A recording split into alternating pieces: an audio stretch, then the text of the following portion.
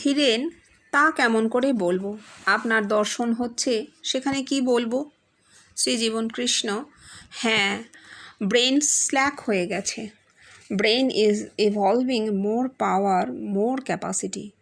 কিন্তু কি জানিস, এই শালা লোক আমায় দেখে দেখে হালাক হয়ে গেছে। কিন্তু কোন শালা কি বুঝেছে রে? এই যে কত দূর অভাবনীয়, অচিন্তনীয়, কোয়াইট ব্র্যান্ড নিউ, তা আর তোদের কি বলবো।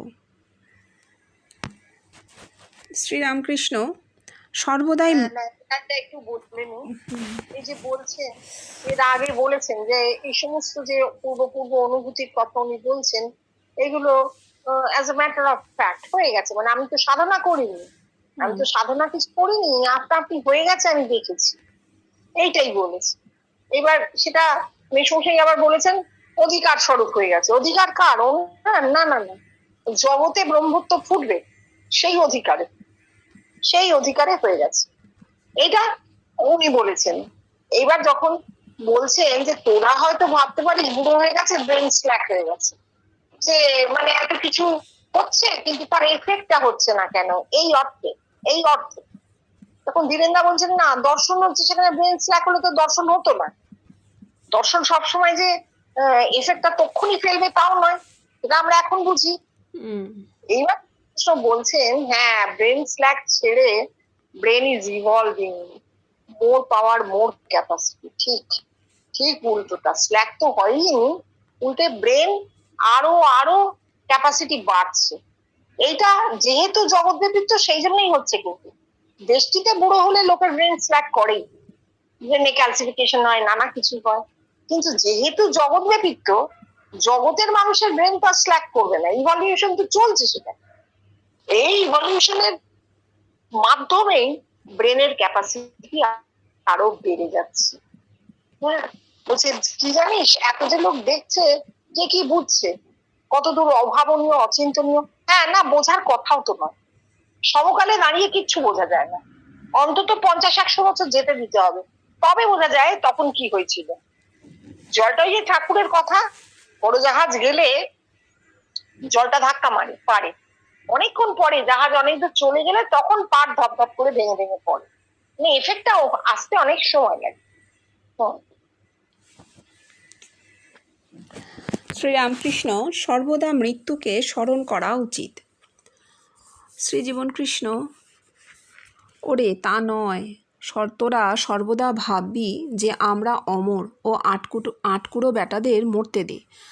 আমরা কেন মৃত্যুকে ভাবব? ওদের ভাবতে দে। ঋষি দাবি করছে অমৃতের সন্তান বলে, তাদের একমাত্র প্রার্থনাই হচ্ছে মৃতং গময়। আচ্ছা, এইখানটায় ঠাকুর বলছেন সর্বদা মৃত্যুকে স্মরণ করা উচিত, অর্থাৎ ঠাকুরের তো বেষ্টি মানে দেহের সাধন, এবং দেহের যেমন সৃষ্টি আছে, স্থিতি আছে, আবার লয় আছে। এই জন্য ঠাকুর বলছেন মৃত্যুকে স্মরণ করা উচিত, অর্থাৎ দেহ যেমন জন্মেছে, দেহ আবার লয়ও পাবে, এইটা ঠাকুরের কথা। কিন্তু জীবনকৃষ্ণ যখন বলছেন যে না না, আমরা কেন মৃত্যুকে ভাববো, কেন ভাববো না, তার কারণ এখানে আর বেষ্টি নেই, এখানে একটা চলমান প্রবাহ, জীবন প্রবাহ। মানুষ যাচ্ছে, আবার মানুষ আসছে, মানুষ যাচ্ছে, আবার মানুষ আসছে, একটা বিচ্ছেদহীন অবস্থায় এই জীবন প্রবাহ চলছে। এখানে মৃত্যুর কোনো স্থান কিন্তু নেই। এখানে এই দেহের লয় নিয়ে আমরা কি করব, ভেবে কি করব? ঠিক আছে। কথামৃত পাঠ: দেহ বুদ্ধি থাকতে যোগাবিশিষ্টের সোহং ভাব আশ্রয় করতে শ্রীরামকৃষ্ণ বারণ করিয়াছিলেন। শ্রীজীবনকৃষ্ণ: আমি একেবারে ম্যাক্সিমাম জেনিতে উঠে কথা বলছি। দেহ বুদ্ধি যে গেছে তার প্রমাণ এই, তোরা যে আমায় তোদের দেহ মধ্যে দেখিস, সেটাই একমাত্র প্রমাণ। দেখ, আমি পায়খানায় গেছি, মাথায় উঠল এক প্রশ্ন, how those avatars come into existence. সঙ্গে সঙ্গে ব্রেনে ফ্ল্যাশ করে গেল, ওরা যেমন ব্রহ্ম ব্রহ্ম করে বগল বাজিয়ে গেল, ওদের ব্রহ্ম যে কি তা যেমন কিছুই বলতে পারেনি, এরাও তেমনি এক অবতার খাড়া করল। ঠাকুর মানুষ রতন দেখেছেন, আমিও মানুষ রতন দেখেছি, একবার নয় 3-3 বার। তার বিশদ ব্যাখ্যা তোরা রিলিজিয়ান অ্যান্ড রিয়েলাইজেশনে পেয়েছিস, কিন্তু দেখেছি যে তার প্রমাণ। ধীরেন, প্রমাণ নেই বটে, তবে এই বা হচ্ছে কার?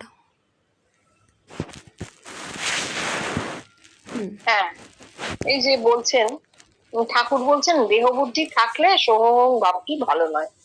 যোগ বৈশিষ্ট্যে আছে, যোগা বৈশিষ্ট্য না, যোগ বৈশিষ্ট্য, যোগ বৈশিষ্ট্যের সারও আছে আমার।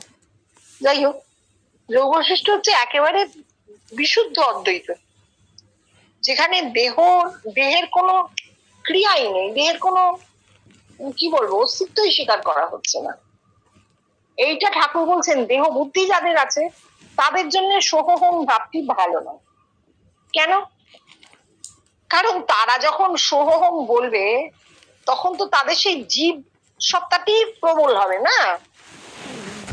আমি সেই বলে সেই আমিটা কোন আমি? এই জীব আমি, দেহ বুদ্ধি আছে যার, আমি এই দেহ, এই আমি সব, আমি এই দেহ, তা তো নয়। সোহম হচ্ছে আমি সেই ব্রহ্ম, আমি দেহ নই, মন নই, কিচ্ছু নই, আমি ব্রহ্ম। এটা তো একটা অদ্ভুত উপলব্ধি। এই উপলব্ধিটা যতক্ষণ না হচ্ছে ততক্ষণ এই কথাটা বলা চলে না। এটা হচ্ছে ঠাকুরের কথা। আর জীবন কৃষ্ণ বলছেন যে আমি ম্যাক্সিমামে উঠে যাচ্ছি। কি বলছি? দেহ বুদ্ধি যে গেছে তার প্রমাণ চাই তো।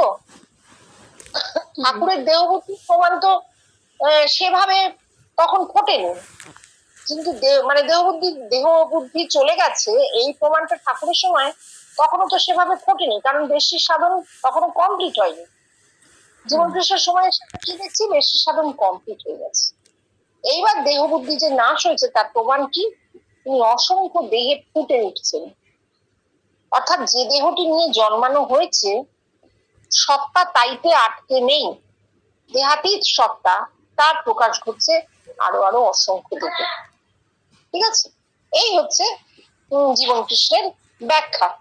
যে কোথায় এটা প্রমাণটা আমরা কোথায় পাচ্ছি? প্রমাণটা এই জগৎব্যাপীতে পাওয়া যাচ্ছে। অসংখ্য দেহে যখন ফুটে উঠছে তখন বলা যাবে সহম। যেমন উনি বলতেন, কেউ এসে যখন বলতো আপনাকে দেখেছি, বলতেন ওরে সে আমি নই, সে তুই নিজেকেই দেখেছিস, আমার এই রূপটা ফুটে উঠেছে তোর মধ্যে।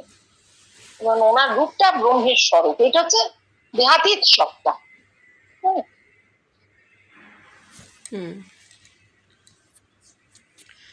শ্রীজীবন কৃষ্ণ, আমি মানুষ রতন কি দেখেছি বলায় কি হচ্ছে জানিস? আমি জগতের সমস্ত মানুষকে তাদের লিগ্যাল রাইট থেকে বঞ্চিত করছি, তাদের বার্থ রাইট থেকে বঞ্চিত করছি, thrashing my own experiences on them. মানুষের যা ন্যায্য অধিকার, তাদের জন্মগত অধিকার, মানুষ এসেছে ভগবান হবার জন্যে, অর্থাৎ ব্রহ্মত্ব লাভের জন্য, সেই অধিকার থেকে বঞ্চিত করার আমার কোনো অধিকার নেই। যখন বলা হচ্ছে আমি মানুষ রতনকে দেখেছি, বা আমার অবতারত্ব হয়েছে, বা আমার ভগবান দর্শন হয়েছে, মহাপুরুষ তারা সত্যদ্রষ্টা, তারা সত্যের স্থির। স্বাভাবিকভাবেই আমরা যারা সাধারণ মানুষ, জগৎ তো সাধারণ মানুষ দিয়েই তৈরি, সাধারণ মানুষের মনে প্রশ্ন জাগবে যে মহামানব, মহাপুরুষ তিনি দেখেছেন, তাহলে তিনি আমাকে দেখিয়ে দিন। এই ঘটনা ঘটেছে ঠাকুরের ঘরে, আমাকে দেখিয়ে দিন। ঠাকুর বলছেন ভালো মুশকিল, মাখন তুলে মুখের কাছে ধরো। কিন্তু সেই কথাটাই আমরা ফিরে যাব যেখানে জীবন কৃষ্ণ বলছেন পাওয়ার ইম্পর্টেন্ট ইজ নো পাওয়ার। যে শক্তির কোনো প্রয়োগ নেই সে শক্তি নয়, সে শক্তিকে শক্তি বলা যায় না। আমরা জানি বৃষ্টিতে শক্তিরই প্রকাশ হয়। সুতরাং যিনি বলছেন আমার ভগবান দর্শন হয়েছে, তার এই কথার প্রমাণ যদি সমস্ত লোকের ভগবান দর্শন হতো তবেই পাওয়া যেত, কিন্তু বৃষ্টিতে একটি লোকেরই হয়, আর কারোর হবে না। প্রমাণহীন একটি অবস্থা, যাকে শুধু বিশ্বাস করে আর ভক্তি দিয়ে, মানুষটাকে আমরা ভালোবাসি, সেই ভক্তি দিয়ে মেনে নিচ্ছি। এই মেনে নেওয়ার ফলে কি হচ্ছে, সমস্ত জগৎ যে ব্রহ্ম, জগতের প্রত্যেকটি মানুষ যে ব্রহ্ম, তার যে বার্থরাইট ব্রহ্মত্ব, এইটা থেকে তাকে বঞ্চিত করা হচ্ছে। কেন? তাকে একটা মাঝপথের জিনিস দিয়ে বলা হচ্ছে ভগবান দর্শন হয়, অবতারত্ব হয়, যা কিনা একটি মাত্র মানুষের শরীরে হবে, যা সবার হবে না সে কথা বলে আমি কি করছি, আমি মানুষকে তার প্রাপ্য থেকে বঞ্চিত করছি। সে তো ভাবছে যে আমার অবতারত্ব হওয়া উচিত ছিল, আমার ভগবান দর্শন করা উচিত ছিল, কি সাধনা করব বলে দিন। কিন্তু কেউ তাকে বললো না এটা ইভলিউশন, এটা বিবর্তন, সাধনা নয়। তুমি কি সাধনা করবে? এটা দেহের কোনো কাজই নয়, দেহের ক্রিয়াই নেই এখানে। আত্মিকে দেহের ক্রিয়া থাকে না, যা হবার তা আপনা থেকে হবে। ঠাকুর বলছেন, সে কথা ঠাকুর বলছেন, হাজার চেষ্টা করো হবার নয়, আপনা থেকে হবে। সেই আপনা থেকে হলে তখন তুমি জানতে পারবে। ও সেই আপনা থেকে হওয়াটা ব্রহ্মপুত্র। সেখানে অবতারত্ব বলো বা ভগবান দর্শন বলো, এগুলো দেহের সাধনে মানুষের উপলব্ধি, এগুলো সব যুগ পেরিয়ে গেছে, চলে গেছে। নতুন যুগে মানুষ জানবে যে জগতের ব্রহ্মপুত্র, জগতের প্রত্যেকটা মানুষও ব্রহ্ম।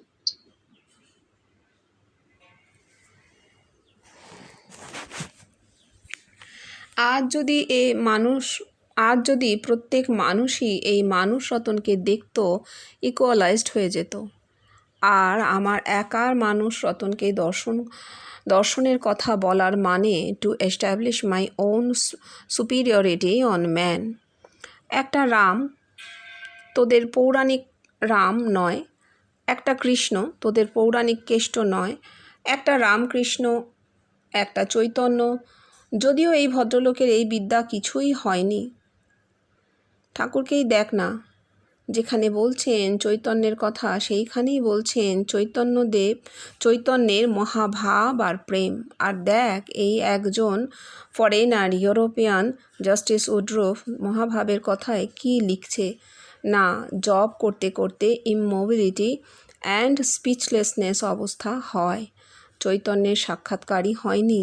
আরে এই ভদ্রলোকের কিছুই হয়নি। যাক ওদের কথা। তাই তোদের দ্বৈতবাদেই বলি, ভগবান তাদের ওপর প্রতিশোধ নেবার জন্য তিনি নিজে করে দেখাচ্ছেন সব মানুষই এক, বাইরে বহু, অন্তরে একজন জ্যান্ত মানুষের সঙ্গে এক। আর অবতার যে একচেটিয়া সুপিরিয়র নয়, আমাকে তোদের ভেতর দেখিয়ে সেইটাই বুঝিয়ে দিয়ে গেল। আর ঠাকুরও মাঝে মাঝে বলছেন বেদান্ত মতে অবতার নাই, জ্ঞানীর মতে অবতার নাই, অথচ তিনি নিজে অবতার হয়ে বসে আছেন। আসলে যিনি নোট করেছেন তার এই নোট করাটা একটা ভীষণ অসম্ভব ব্যাপার হয়েছে। কি নিশ্চয়ই তিনি অসত্য লিখবেন না, সত্যই লিখবেন, কিন্তু এত ক্রিটিক্যালি লিখেছেন। এদের একটা ব্যাপার ছিল সব কেটে বলে দিয়ে যাব, সবকিছু কেটে বলে দিয়ে যাব, এইটা তাদের ব্যাপার ছিল। কিন্তু বুঝতে হবে, কি বুঝতে হবে, যেমন চৈতন্যের অবস্থা আর কারোর হয়নি, তেমন কিন্তু জীবন কৃষ্ণের অবস্থাও আর কারোর হয়নি, তাই না? আমরাও কিন্তু এক একজন জীবন কৃষ্ণ হয়ে বসে নেই, রামকৃষ্ণ হয়ে বসে নেই। সুতরাং এই কেটে বলে দিয়ে যাওয়ার সময় ভাবতে হবে কতটা কাটা যাবে। যা আমার নিজেরই হয়নি, যা আমি নিজে পাইনি, তাই দিয়ে আমি অন্য কাউকে কি দিয়ে কাটবো? যে অস্ত্র আমার হাতেই আসেনি, আমি শুনেছি মাত্র, সেই অস্ত্র দিয়ে আমি আগের পুরনো সবকিছুকে কাটবো কি দিয়ে? বরঞ্চ দেখা যাক কি হয়েছে। উনি বলছেন মানুষ রতনকে যদি সবাই দেখতো ইকুয়ালাইজড হতো। হ্যাঁ ঠিক। কেন দেখা হয়নি? কারণ মানুষ রতন একটি সংস্কারজ দর্শন। হিন্দুর ছেলে দেখবে, হিন্দুর যে হিন্দু ছেলে হোক মেয়ে হোক, যে হিন্দুর সন্তান সে দেখবে, যে হিন্দু শুধু না, যে পৌরাণিক ধর্মকে মানে সেই দেখবে, তাই তো? হাতে হাততালি দিয়ে হরিনাম করছি, বৈষ্ণব সেক্ট, মানে কত ক্ষুদ্র সীমার মধ্যে চলে আসছে মানুষ রতন দর্শন। এ তো সবার হবে না, তাহলে এটা সবার নয়। এইবার উনি বলছেন একটা রাম, রাম মানে একজন লোক, একজন মানুষ। 5000 বছর আগে একজন মানুষের জন্ম হয়েছিল, রাম, তার মধ্যে ওই এক প্রকাশিত হয়েছিল।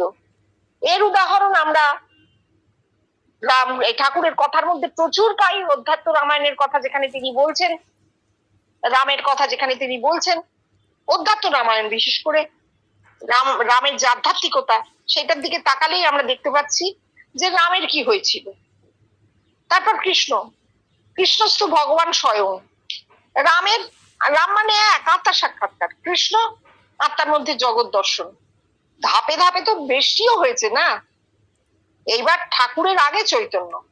এখানে ভোলাদা লিখছেন, যদিও এ ভদ্রলোকের এ বিদ্যা কিছুই হয়নি, আমি ধরে নিচ্ছি জীবন কৃষ্ণ কথা এভাবেই বলেছেন, কিন্তু আমি এটাও তো দেখবো যে ভোলাদার কি হয়েছিল কি তা যদি না হয় তাহলে এরকম একটা অশ্রদ্ধা করে লেখা ওনার ঠিকই হয়নি, একদম উচিত হয়নি। এবার চৈতন্যের কি হয়েছিল? উনি বলছেন, ঠাকুর বলেছেন মহাভাব আর প্রেম। চৈতন্যের তো আত্মা সাক্ষাৎকারই হয়নি না, চৈতন্য দেবের আত্মা সাক্ষাৎকার হয়নি, কিন্তু তারপরে সেল খুলে গেছে তো। চৈতন্যের দেহে সাকারে কৃষ্ণের অবতরণ ঘটেছিল, নীল চৈতন্যের অবতরণ ঘটেছিল। জগতে আর একটা উদাহরণ আছে কি? আছে কি? নেই তো। নেই। সবাই চৈতন্যকে ভক্তির অবতার বলে ভুল করে। চৈতন্য অদ্বৈতবাদী সন্ন্যাসী ছিলেন, তার কৃষ্ণ বাইরে ঘুরছিল না কোথাও, তিনি তার দেহের মধ্যে কৃষ্ণকে দেখতে পেতেন, সমাধিস্থ হয়ে পড়তেন। কেউ বলবে জগন্নাথ মন্দিরে যেতেন, হ্যাঁ যেতেন। কি করতে? আত্মজ্ঞানী মানুষ যখন সমাধিস্থ থাকেন না তখন তিনি কি করেন? অষ্টাবক্রে লেখা আছে, কি করেন তখন তিনি এইসব চর্চা করেন, অনুশীলন করেন। উনি তাই জন্য জগন্নাথ মন্দিরে গিয়ে দেখতেন আরতি, ওই ভজন গান ওইসব শুনতেন, গীত গোবিন্দ শুনতেন, চোখ দিয়ে জল পড়তো, অশ্রু আসতো। কিন্তু চৈতন্যকে ভক্তির অবতার বলা ভুল। হ্যাঁ, প্রেম হয়েছিল চৈতন্যের, নিজের দেহের মধ্যে কৃষ্ণকে দেখে, কৃষ্ণ মানে আকর্ষণ, অসম্ভব আকর্ষণ অনুভব করতেন, বাইরে নয় ভেতরে। তাহলে চৈতন্যর অ্যানালিসিস সম্পূর্ণ ভুল করেছেন তো ভোলাদা, সম্পূর্ণ ভুল করেছেন। অথচ তিনি নবদ্বীপের লোক। কেন ভুল করলেন? ওই নবদ্বীপের লোক বলেই। নবদ্বীপের লোক সব নিয়েছে, চৈতন্যকেই নেয়নি। নবদ্বীপের লোক গৌড়ীয় বৈষ্ণব ধর্ম চালু করে দিয়েছে, ভক্তিতে গড়াগড়ি খেয়েছে রাস্তায় ঘাটে, কিন্তু চৈতন্যকে নেয়নি, চৈতন্যকে বোঝার তাদের শক্তিই হয়নি। এইবার আমি দেখবো জীবন কৃষ্ণ কি বলছে। জীবন কৃষ্ণ বলতে চাইছেন যে পূর্ববর্তী আচার্যরা কেন এগুলো খুলে বলে দিয়ে গেলেন না। না, সময় হয়নি। কালই ব্রহ্ম, কালে প্রকাশ পায়, কালে লয় হয়, কালে প্রকাশ পায়। সেই কালে প্রকাশ পেয়েছে যে অন্তরে একজন জ্যান্ত মানুষের সঙ্গে এক হওয়া। চৈতন্য অন্তরে কৃষ্ণের সঙ্গে এক হয়েছিল। কৃষ্ণ কিন্তু বিগ্রহ ছিল না, একটা জ্যান্ত মানুষ নীল চৈতন্য হয়ে তার মধ্যে নেমেছিলেন। এবার আমরা কি দেখেছি? আমাদের অন্তরে কি জ্যান্ত মানুষ মাথা থেকে কোমর অব্দি নেমেছে? না, আমাদের স্বপ্নে দেখা হচ্ছে। তাহলে এইভাবে উনি বলছেন যে বেদান্ত মতে অবতার নাই, ঠাকুর বলছেন জ্ঞানীর মতে অবতার নাই, তাহলে তিনি নিজে কি করে অবতার হয়ে বসে আছেন? সবকটাই মত, বেদান্তও মত, জ্ঞানীরও মত। জ্ঞানী যদি দাবি করে যে সে জানে, তাহলে তারও প্রমাণ জগৎ দেবে। যতক্ষণ না জগৎ থেকে প্রমাণ আসছে যে জ্ঞানী জানে, ততক্ষণ সে জ্ঞানীও তো জ্ঞানী নয়, তারও তো ওটা মত। বেদান্ত মতে অবতার নাই, কেন নাই? কারণ বেদান্তে বেশির সাধন নেই তো। বেদে আছে বেশির সাধন, বেদের সাধনে বেশির সাধন আছে, দেহের সাধন। বেদান্তে দেহের সাধন নেই, সবটাই মাথায়, সপ্তমভূমির পরে। বেদান্ত শুরুই হয়েছে সপ্তমভূমির পরে, তাই জন্য অবতার নেই। আমাকে লজিক খুঁজতে হবে। এখন যদি এইভাবে ভোলাদার লেখাগুলো পড়ি আমরা, 61 সালের লেখা, তাহলে কিন্তু এর মধ্যে প্রচুর ফাঁক ফোকর আছে। আর ওই ওনাদের একটা অহংকার ছিল যে আমরা সব কেটে বলে দিয়ে যাবো, না কেটে কিছু আমরা বলতে পারি না। আগে আমার হবে, তাহলে আমি কাটবো, আমার যদি না হয়ে থাকে আমি সেই জিনিস কাটতে পারি না।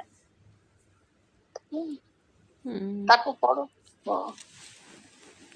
এইদিকে ভাগবত প্রণেতা শ্রীকৃষ্ণের ব্রহ্মত্ব ফোটাতে গিয়ে কহম বহুশ্যাম 1600 মহিষী পিছনে জুড়ে দিয়ে 1600 কেষ্ট করে দিয়েছে।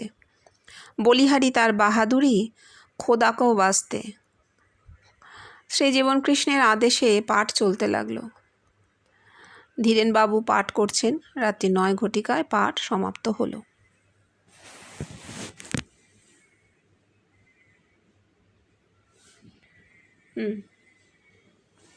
হ্যাঁ, শ্রীকৃষ্ণের 1600 মহিষী, শ্রীকৃষ্ণের 1600 মহিষী পেছনে জুড়ে 1600 কেষ্ট করে দিয়েছে। হ্যাঁ, ভাগবত প্রণেতার এটা একটা ভুলই বলা যাবে, মানে বোঝার ভুল।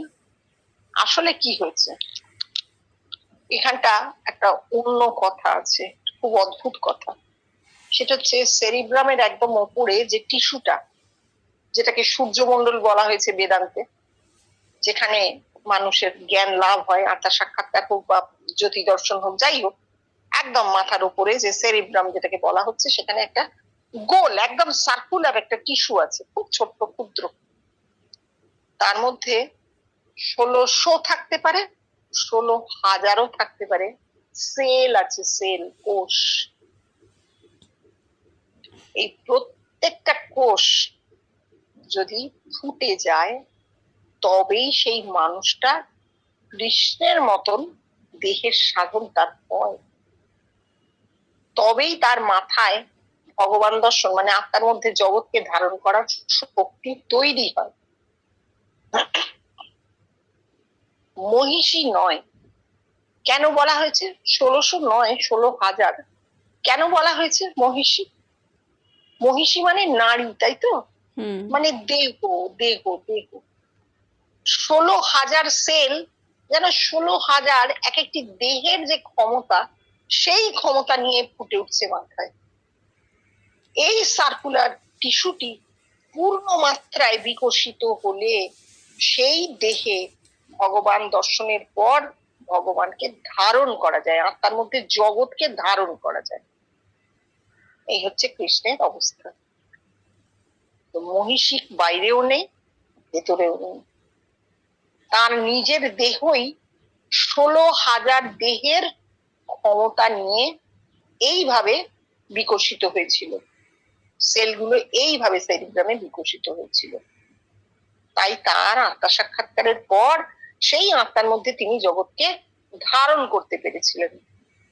আমরা পুরনো সমস্ত মহাকাব্য শাস্ত্র এসব দেখলে দেখতে পাবো কৃষ্ণের যে ভগবান দর্শন এবং আত্মার মধ্যে জগৎ হয়েছিল, যেটা বিশ্বরূপ বলা হয়, এটা যে এই অবস্থাটি যে তাঁর হয়েছিল, তিনি যদি কোনো মানুষ হয়ে থেকে থাকেন, এবং অবশ্যই আমরা ধরে নিচ্ছি তিনি মানুষ ছিলেন, তার এই অবস্থাটি যে হয়েছিল তার প্রমাণ স্বরূপ 4-5 জনের নাম আছে যাদের বিশ্বরূপ দর্শন হয়েছে, যাদের বিশ্বরূপ দর্শন হয়েছে, যারা কৃষ্ণের মধ্যে জগৎকে দেখেছেন, দেখে জানিয়েছেন যে হ্যাঁ, কৃষ্ণের বিশ্বরূপ অবস্থা, কৃষ্ণস্তু ভগবান স্বয়ং। ঠিক আছে, যেখানে কথাটা সত্যি নয় সেখানে কথাটা কাটতেই হবে, ভোলাদা বললেও কাটতে হবে, এ আমাদের হাতের বাইরে। ঠিক আছে।